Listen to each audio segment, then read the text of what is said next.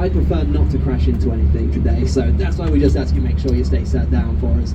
But if you're getting up because you're moving downstairs, that's more than okay. Bathrooms are downstairs at the back should you need them at any point. There's a bar downstairs serving snacks and drinks. Let's face it, it's just warm downstairs and you get all the same views, so you really can't go wrong if you just want to warm up. Oh, and also our audio guides are down there too, so if you need some headphones to help you hear it in your own language, we can help you out with that, no worries whatsoever. Alright, well, I don't know if I'm but I'll get them on the loop now, fingers crossed. Alright, well anyways, let's crack on with the tour. So, if you want to take a look over here on your right hand side, we've now got our first iconic building of the day. This is of course the New Palace of Westminster. Also known as the Houses of Parliament, this building is the home of the UK government. And it has been since the reign of King Henry VIII.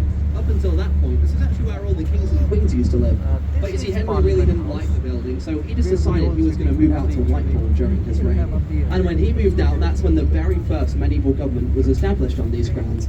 And of course, it's still the home of the government to this very day. And actually, as we pass on by, you'll notice just outside the front here, there's a bunch of tents outside.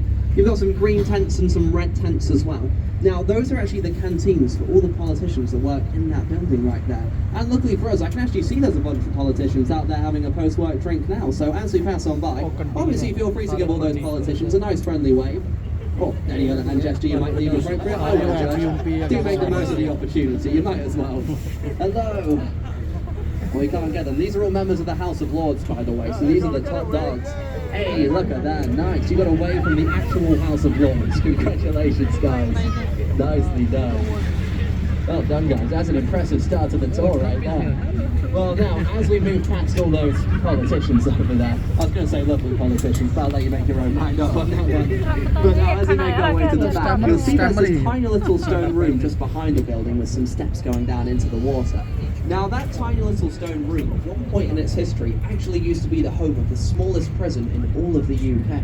That's right, that was a genuine prison in that tiny room. Now, some pretty famous criminals have stayed in it over its years, but by far the most famous of all of them has to be Guy Fawkes. Now, if anyone on board isn't familiar with who Guy Fawkes is, he was the leader of an infamous gunpowder plot, which actually attempted to blow up this building back in the early 1600s.